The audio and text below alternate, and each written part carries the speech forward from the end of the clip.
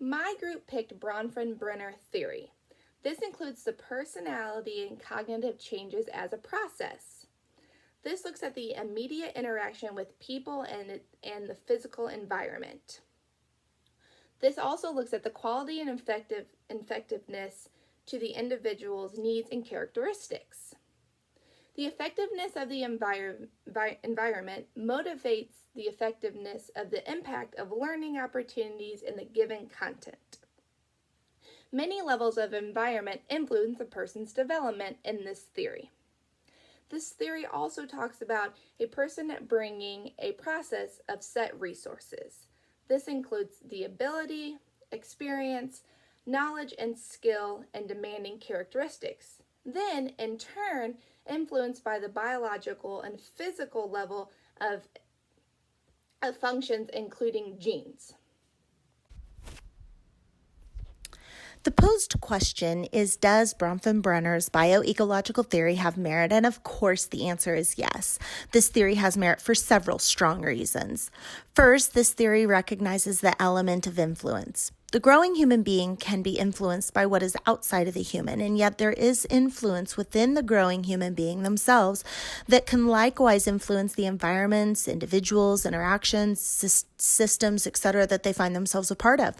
It is this influence the theory really highlights, which allows learning and processing to occur around and directly related to all human development holds, which in turns becomes a rich breeding ground for research-supported learning and application. This theory also holds merit for its recognition of connection. Even at a biological level, alone, no human being can survive. Some would argue prior to birth, but for sure upon birth, a human baby needs another in order to survive. From the very beginning, our brains are automatically wired to connect. This theory refuses to dismiss this well-known fact. This theory builds upon connection by recognizing and shining a light onto the levels or degrees away from a given human where influence is actually occurring. It is in these various systems one can see how massive of a network is funneling into one growing human. But then, in reverse, connection can also be recognized when viewing how many systems that one growing human is a part of. The connection is profound. Oftentimes, especially in our country, which holds to such an individualistic culture, it becomes hard for some to believe or even fathom how deeply we really are connected to one another.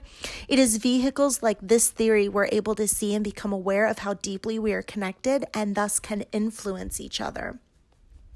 Finally, this theory not only holds merit due to its recognition of influence and connection, but also due to how it accurately takes into account the depth and breadth of a growing human being's life.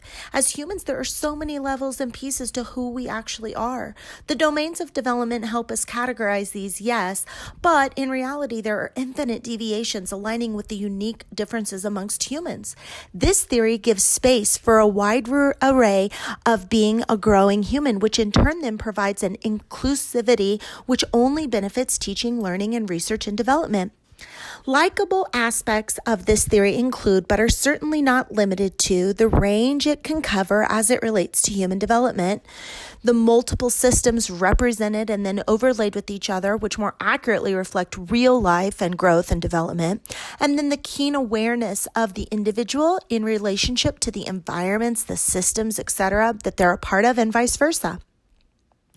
Despite the numerous strong characteristics of this theory, some might offer the perspective is too complex, resulting in more difficult time and effort in mastering its framework for application. Even visually, some people find this framework too complex. In attempting to master even the relationship, for example, between, say, proximal and distal processes, and then attempting to apply the same to a growing human in relationship to all the systems offered in this theory, it can be understood how some might find this theory a bit too specific or having too many moving parts. As a fan, though, I personally would not change this theory. That said, there are those who might vote to make it more simplistic in order to manipulate and thus apply. So it could be argued this theory needs to be more, if you will, consumer friendly, which in turn could then be argued it would support more accurate application of the theory, especially systemically versus spotty application at best. So how would we apply this very complex theory in the school counseling world? Well, knowing what we know about this theory, we know that the immediate environment and the people within it play a role in how the child develops. And it also plays a part in the motivation of the child as well. When the environment is responsive in a positive and effective way, the child gains more, not just academically, but socially and emotionally as well. One of the biggest ways that I see this theory being used is by collaborating with teachers and administrators and staff to make sure that the school environment is a positive place for students to learn and want to come to every day. Because that is the ultimate goal, making sure that the child feels comfortable and safe in their environment that they are learning in. When a child feels safe in their environment and that it's effectively responsive to their needs, they will develop and learn more.